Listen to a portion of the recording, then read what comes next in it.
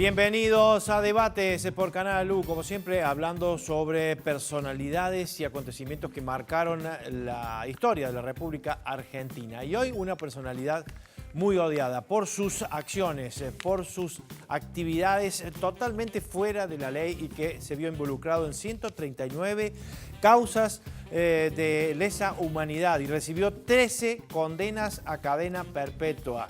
Muy conocido por los cordobeses, Luciano Benjamín Menéndez, un personaje que a lo largo del tiempo uno va descubriendo cada vez más facetas y más personas que lo adoraron, además de todos los que lo odian. Bienvenidos, esto es Debates. Es el jueves 24 de julio de 2008. Desde temprano, un importante número de personas comienzan a reunirse en las calles que rodean los tribunales federales de la ciudad de Córdoba. En este lugar está por llegar a su fin un juicio histórico. Por primera vez es juzgado el ex jefe del Tercer Cuerpo de Ejército, Luciano Benjamín Menéndez. Junto a él se encuentran otros 7 imputados.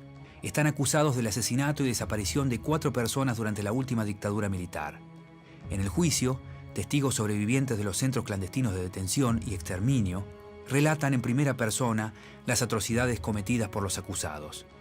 Después de 2 meses, llega el turno de los alegatos y la lectura del fallo. Mientras Menéndez expone sus últimos argumentos de defensa, fuera del edificio una multitud escucha con indignación la voz del represor. Con la diferencia desfavorable para la patria. Los rostros de las víctimas impresos en carteles y las banderas de distintas agrupaciones políticas van poblando la calle principal de los tribunales. Los cánticos que exigen justicia se repiten una y otra vez.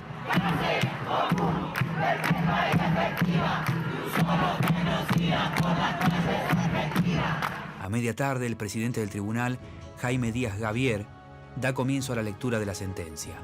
Las cámaras de televisión se centran en él y en los acusados. Afuera la gente escucha con gran expectativa mientras su voz retumba en los altoparlantes. Luciano Benjamín Menéndez. Ya afiliado, coautor mediato penalmente responsable. Cuando Díaz Gavier lee la condena, la gente en la calle estalla de alegría. Silencio, por favor.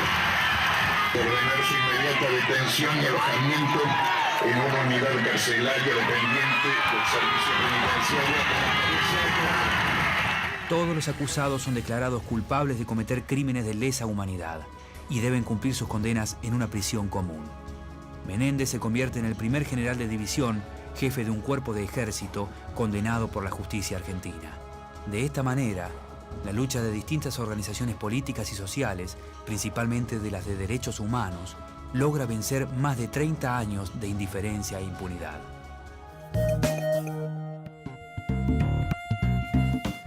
Bueno, un personaje siniestro y un personaje que tiene muchísimas aristas que podemos ir desmenuzando, ¿por qué no? Aquí en nuestro programa, ya hace más de 5 meses y medio que falleció Luciano Benjamín Menéndez, pero su recuerdo ha dejado una herida muy grande en la democracia, en la gente, en la ciudadanía argentina. Está con nosotros nuestro amigo Camilo Ratti, que ha estado investigando muchísimo, ha escrito libros sobre Menéndez, hasta el último detalle buscaste, ¿eh? Sí, fue una investigación rigurosa de muchos años, muy profunda, era un personaje muy importante, influyente de la historia argentina, para mal, pero digamos, había que explicar un personaje que, bueno, como quien me acompaña aquí hoy en este programa,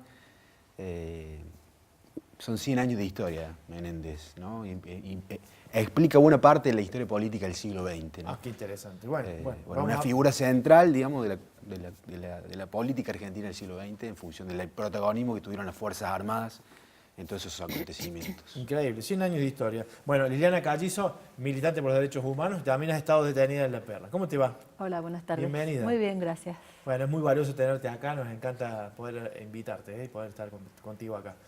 También testigo directa de las acciones de Menéndez. Sí, he sido secuestrada en Tercer Cuerpo de Ejército y lo he visto con todos los compañeros secuestrados, digamos, visitar el campo La Perla en 3 oportunidades. Él tenía conciencia absoluta de la existencia del campo, era el jefe absoluto del 141 y del Tercer Cuerpo y visitaba el campo de concentración para conocer, interiorizarse de cómo iban los secuestros y cómo avanzaba la represión en Córdoba. Era como una especie de empresa que seguía muy de cerca para que cumplieran con sus objetivos, sus dependientes, ¿no? Sí, yo creo que una de las particularidades, y Liliana que ha sido testimonio también en el libro, entrevistada del libro, y que me ayudó muchísimo a descubrir toda esta faceta histórica de Luciano Benjamín Menéndez, digamos, ha sido uno de los jefes que personalmente estaba al mando de la represión, a diferencia de por ahí de otros jerarcas de la dictadura, que por supuesto tenían el conocimiento absoluto de ese aparato represivo monstruoso organizado del Estado. La característica de Menéndez era que él, de manera personal, justamente visitaba los campos de concentración, interrogaba a los detenidos, participaba de los fusilamientos que se hacían en esos lugares. Entonces, digamos, todo eso de alguna manera también construyó el liderazgo que él tenía también, ¿no?, hacia las patotas que conducía, hacia su subalterno, ¿no? Y en un rato vamos a ver cómo se justificaba ante la prensa en los 80 y ante los jueces en el momento de la cantidad de juicios que ha tenido, que siempre quería tomar la palabra y defenderse y nunca se arrepintió absolutamente de nada, Liliana.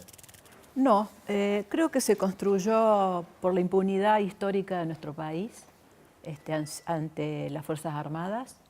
Construye un espíritu de combate, digamos, pero no creo que sea una elaboración filosófica. Creo que tenía muchas deficiencias de formación, pero que la impunidad, como sentirse dueño de la vida y la muerte, y esta historia, como dice Camilo, y él investigó sobre toda la historia de su familia y cómo fueron 100 años de historia, porque es real, ha creado esta personalidad que pasó todos los tiempos y que desgraciadamente nuestra sociedad en ningún momento y nuestras fuerzas políticas en ningún momento le pusieron un freno a este accionar, digamos, ¿no?, de impune. Entonces se genera un monstruo de este tipo donde sigue pensando de que es posible dominar a la Argentina, a un país entero, como lo venía haciendo, ¿no es cierto?, sin tiempo. O sea, eso pienso que es el espíritu número uno, y que no tenía que rendirle cuentas a nadie, porque nadie de su familia, de su historia, rindió nunca cuentas a nadie. Ese es otro del espíritu que tenía esta persona, ¿no? A su vez, como militar era pésimo, o sea que desde el punto de vista de formación y de esa cosa que él quería dar de valentía, no tenía ningún tipo de para mí solo tenía impunidad.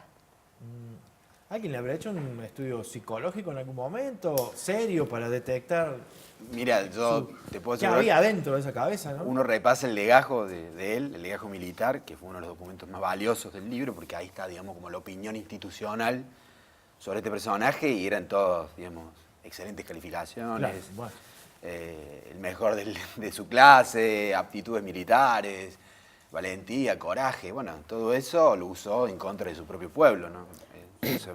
Todas esas aptitudes militares, que es una característica de las Fuerzas Armadas Argentinas, por eso digo que son 100 años de historia, siempre fueron aplicadas para la represión interna y para la persecución de los disidentes políticos y para instaurar regímenes totalmente autoritarios y antipopulares. En eso él era un especialista. Sí, el más destacado de esa familia que dice Liliana, que se remonta a su abuelo, que fue oficial del Ejército de Roca, su papá participó en los fusilamientos de la Patagonia Trágica en 1921, su tío abuelo se sublevó contra Perón en el 51, hay todo un comportamiento, un linaje autoritario que se remonta precisamente a su más íntima familia, ¿no? Y No bueno, salió de un repollo, ya venían con una tradición Exacto. armada, ¿no?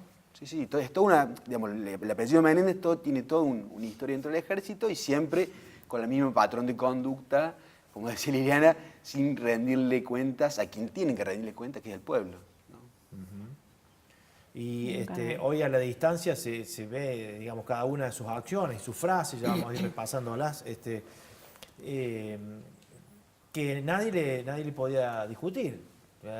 Uno ve los periodistas haciéndole una nota, agachando la cabeza, los políticos ahí también esperando la decisión de él, la misma gente, ¿no? Porque eran vistos, los militares, hablamos sobre todo en la época de la dictadura, eran como dioses. Su presencia marcaba la vida de la gente. Sí. Igual el que les pusiera una objeción con algo. Sí, en una sociedad cuando se subordina el Poder Judicial, como pasó históricamente en Argentina con todos los golpes de Estado, la sociedad es como que tiene muy pocos recursos para defenderse y no tiene donde agarrarse, Claro. y a su vez se sumó toda la estructura eclesiástica, digamos, entonces son los pilares de una sociedad sumisa por los poderes, ¿no? Entonces te genera todo este tipo de respuestas que es lo que pasa dentro de un campo de concentración. ¿A quién recurrís vos cuando estás adentro si nadie pregunta por uno? O sea, y yo creo que eso llevado, un campo en lo chiquito, en lo grande de la sociedad pasaba exactamente lo mismo.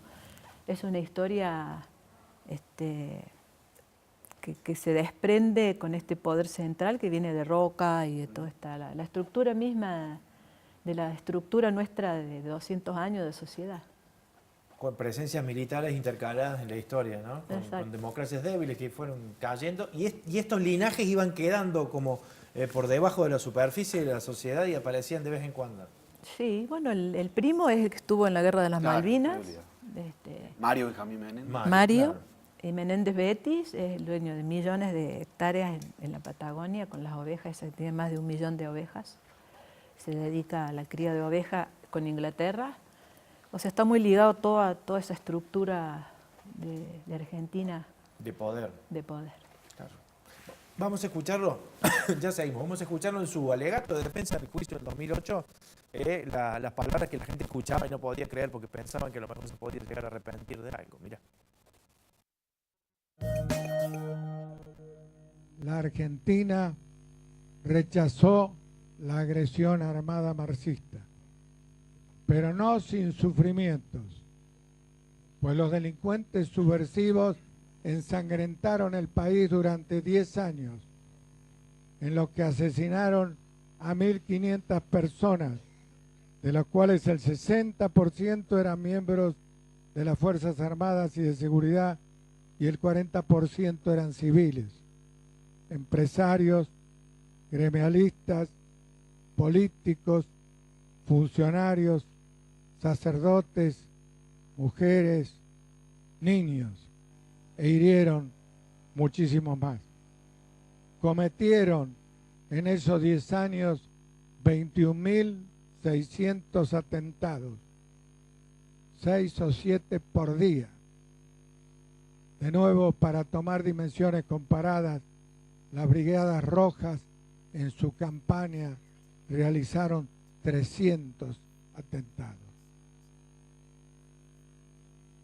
Y nosotros estamos siendo juzgados.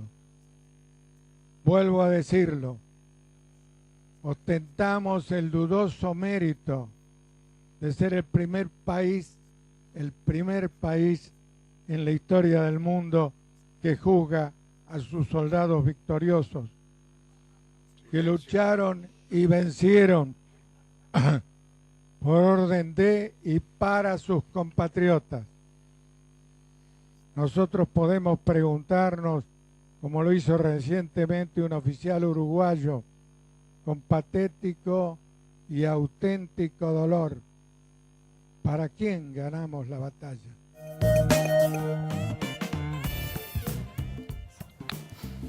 ¿Y cuál sería la respuesta ahí? Y para ¿Para imponer el poder de nuevo?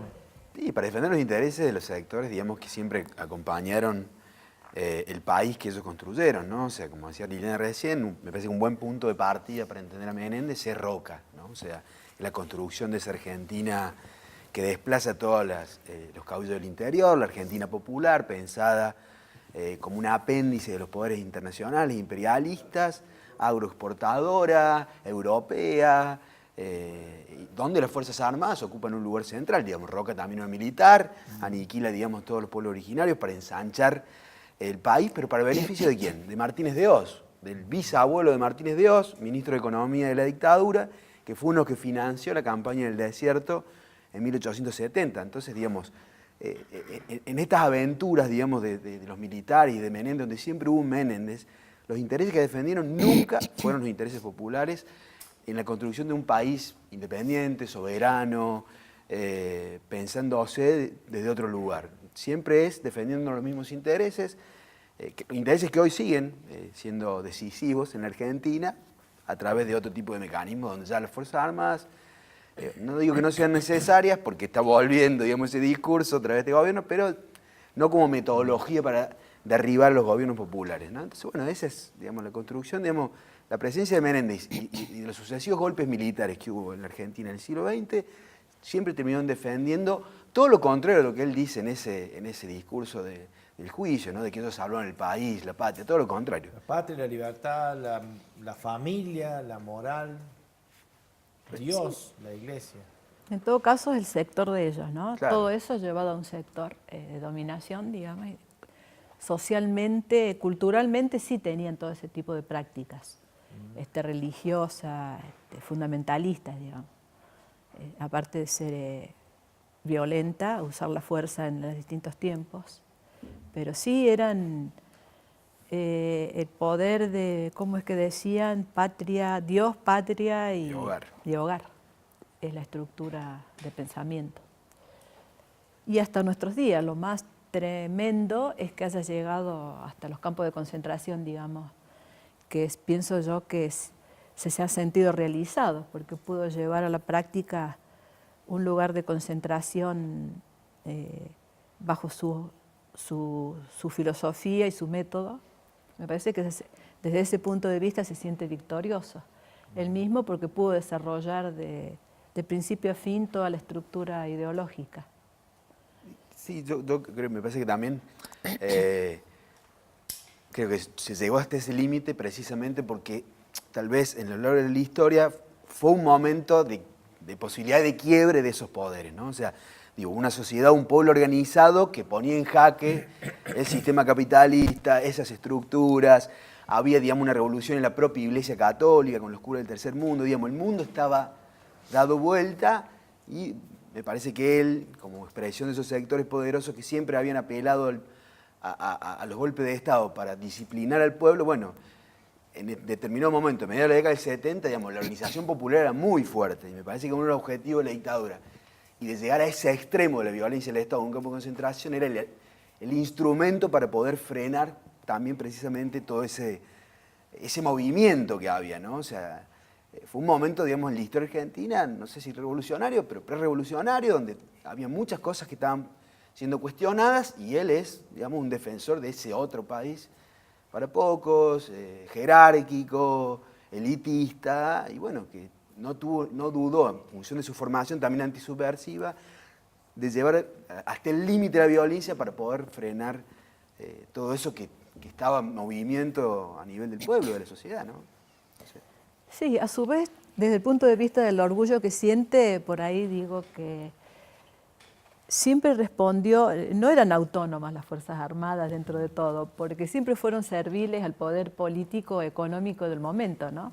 O sea, no sé de dónde saca esa cuestión de honor cuando han sido serviles, han sido los últimos.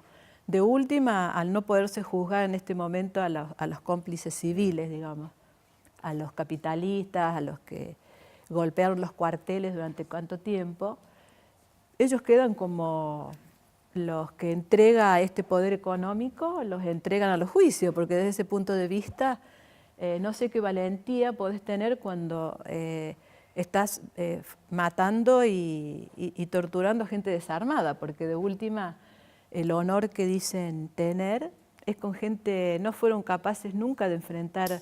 En una guerra convencional donde había armas, la perdieron y qué ruin quedó la guerra de las Malvinas. O sea, desde el punto de vista, o sea, de la estructura misma militar, me pongo a pensar eso y digo, pero esto que ni siquiera pudieron ser fieles a su estructura o a su estudio teórico, si es que lo tuvieron alguna vez, sino que solamente respondían a enfrentar a un pueblo desarmado cuando este pueblo quería avanzar en sus derechos y consolidar otro tipo de sociedad más democrática y igualitaria, y cuando tuvieron que ponerse con las armas nunca lograron ningún triunfo, ¿no? O sea que es un poco patético el triunfo.